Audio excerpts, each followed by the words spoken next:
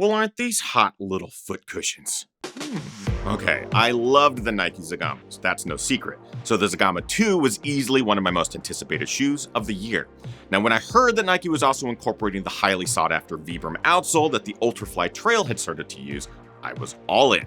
The shoe starts with the simple layer of those Vibram lugs that work well as 3 separate outsole pieces. The Zoom X midsole is sickly soft and perfect for those long run efforts. The upper is a complex web of mesh, welds, and stitching, which contribute to durability but seem to add to the shoe's overall mass.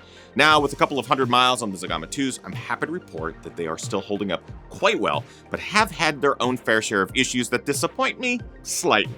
In the end, the Zegama is one of 2 trail shoes from Nike that are keeping my interest right now, the other, of course, being the Ultrafly Trail, but there is still a lot of room for improvement here. So much to cover in today's review. Let's dive in.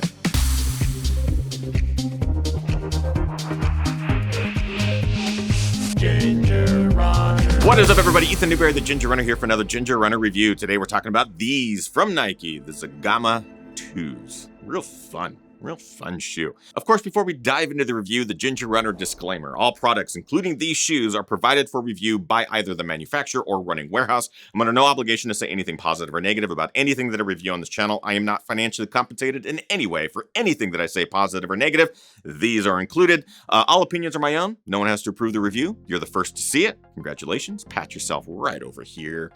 And let's dive in. We're going to start with the things that I like to call the basics, the things that I like and dislike about everything that I review on this channel. These are no different, starting with the things that I like. The Zoom X cushion. So the Zoom X is a fantastic midsole material. I've talked about it in a number of my reviews of Nike products. In the Zegamas, they just excel because it's just so comfortable on trail runs, long and short. It just gets you that wonderful underfoot feel that I wish Hoka was able to tap into. It's really soft, and I love it. The Vibram outsole. It is so great to see the Ultrafly Trail outsole trickle down to the Zegamas. So we have that Vibram. It's divided into 3 different sections here, so it does allow a bit of flexibility. It's very grippy, very thick. Love it. Love Vibram. Talk about it a ton. It's great. Durability.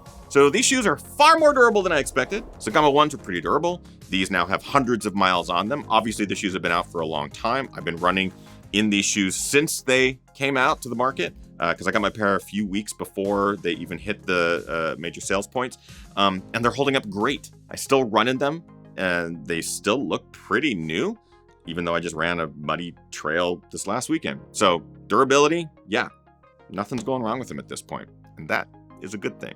That being said, it's not all baths and creme brulee and spooky Halloween decorations. There are a couple of things that I dislike about the Zegama 2s. Let's get to those now, starting with stability. So I think one of the weakest points with this shoe is the fact that the midsole is so soft that you do end up losing some of that stability, specifically on technical terrain. So if you're going over really rocky terrain and you're just really needing things to kind of hold tight, these shoes are a bit soft. And so this is a report not only from myself, but other trail runners that I've run into on the trails out there, even at big races like Cascade Crest 100.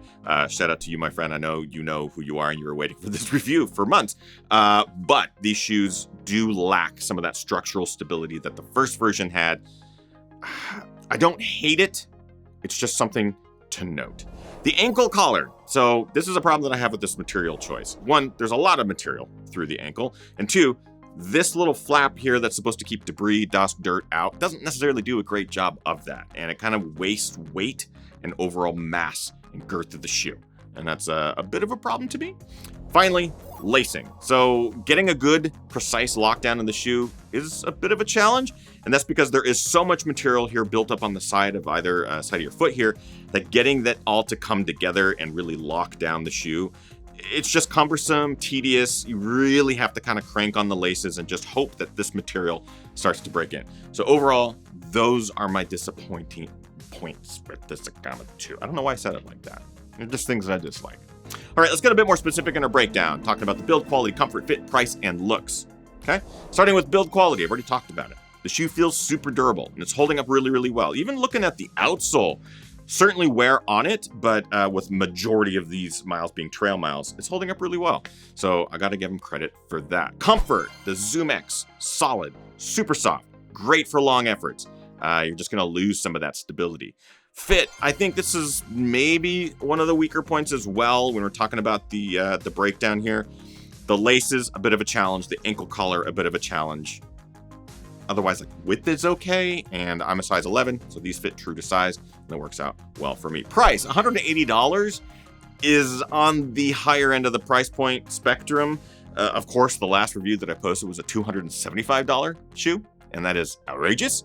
So we're saving $100 on this particular shoe, and you still get a really enjoyable, comfortable ride. So when you compare it to other shoes like that, yeah, $180, it's a fucking deal. But you can probably find these on sale quite often, whether the first version or the second version, and depending on the colorway, talking about looks here in a second, you should be able to save some dollars there as well. And finally, looks. So as I mentioned, the colorway. I don't think this is the best representation of the colorways that Nike is capable of and has done for the Zegama 2s. If you go to the link in the description, it'll take you over to Running Warehouse. There are other versions that I think are better. Versions. I'm not quite sure why it came out like that. This one is probably my last choice when it comes to colorways. But overall, the looks are fine, and some of the other colors are great. All right, bringing us to our conclusion. So, the Zegama 2 is a solid trail runner. I think it is going to serve all sorts of runners of all shapes, all abilities, and has a great way of working in lots of different environments. We're talking about weather, muddy conditions, dry conditions, desert, high, low, climate, whatever. But the shoe doesn't quite fill the spot of its original form, and it just makes me yearn for a third version. So if you can find it on sale, snag the crap out of it. Otherwise, at $180, it's going to be a tough call. And that's why in the final criteria of a buy, try, or why, if you only had those three choices, I'd honestly give the Zegama 2 a buy. Again, link in the description will take you over to Running Warehouse. You might be able to find a color version. As of this recording, there was a color version that was discounted by like $40. Not sure how many of those are available, but that is totally worth it. So it's absolutely worth checking out. All right, so now the table's turned to you. What do you think of the Zegama 2? Have you already worn it, running it, loved it, hugged it? Let me know in the comments of this video. And of course, join the GR crew. Head on over to patreon.com/thegingerrunner. All tiers get access to some fun perks. We do daily live streams. We talk about races and events all the time. It's a great community of runners just like yourself. We really could use the support. It's just a growing community that has amazing humans. And I know you're a good person.